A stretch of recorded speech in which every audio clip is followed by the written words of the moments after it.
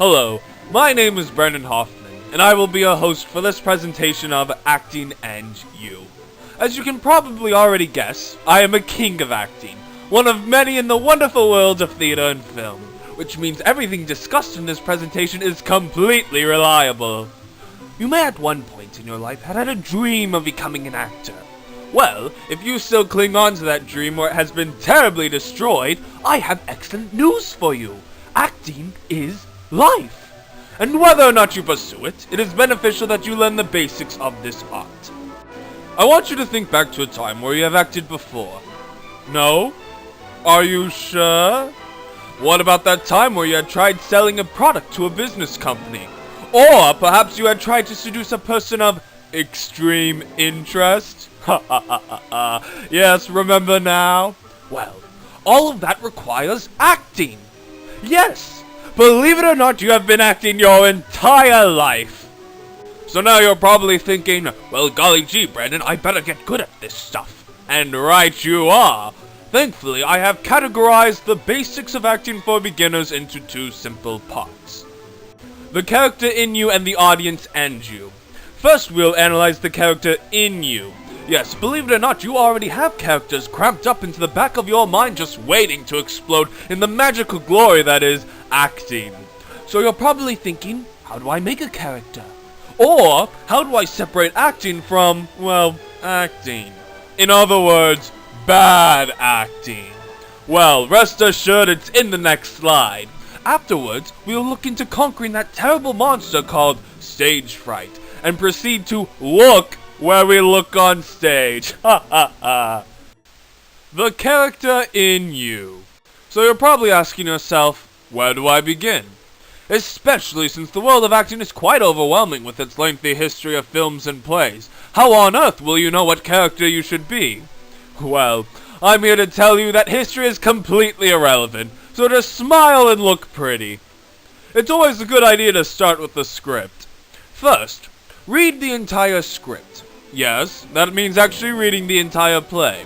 As an actor, you need to learn the fate of your character, so that way you can pretend you have no idea what will happen next. Second, ask yourself, how does the character relate to others? Is he an authoritative boss or a submissive weakling? Do people actually care for his well-being? Third, does your character grow?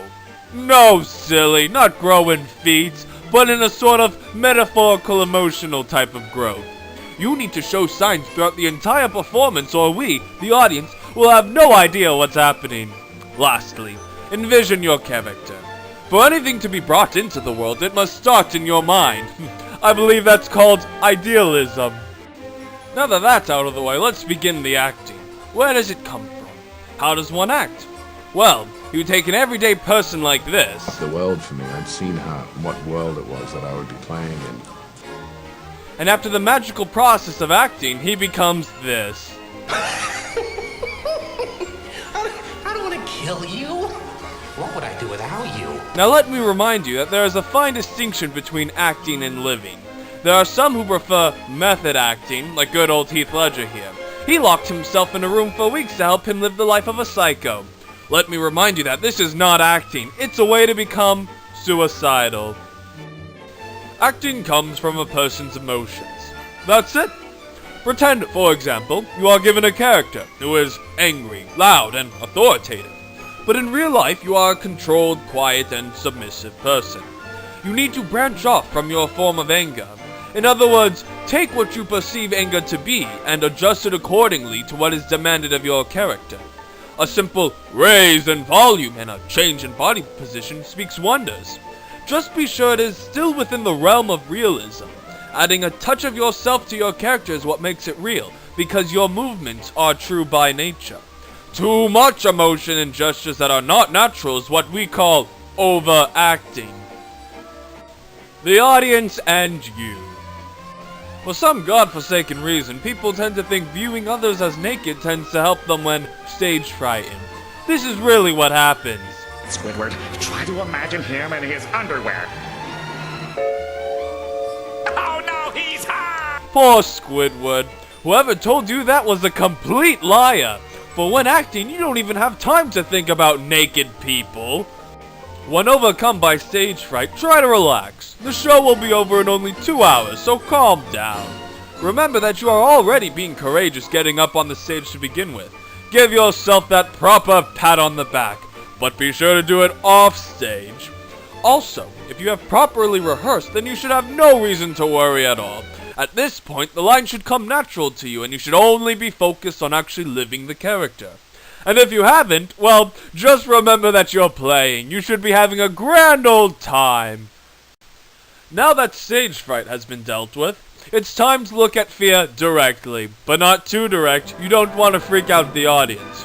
Remember that the theater has so many lights you'll begin sweating in the first 5 minutes. That means the first 5 rows becomes invisible to you, and will probably blind you if you stare too long. It's wise to look at the farthest row when delivering lines out. That way you appear to be looking at everyone. If you have to look closer, say to point out a pond or a fish, try to look at people's foreheads with a blurred stare. That way, if you happen to be looking at your mother, her smile and waving will not disrupt your performance. I hope you have learned a couple new tricks about acting through this presentation. And just remember, if you ever forget, always carry this around with you. You never know when you'll be acting again. Oh wait, but you do, because acting is life. This has been Acting in You with Brandon Hoffman. Have a wonderful life.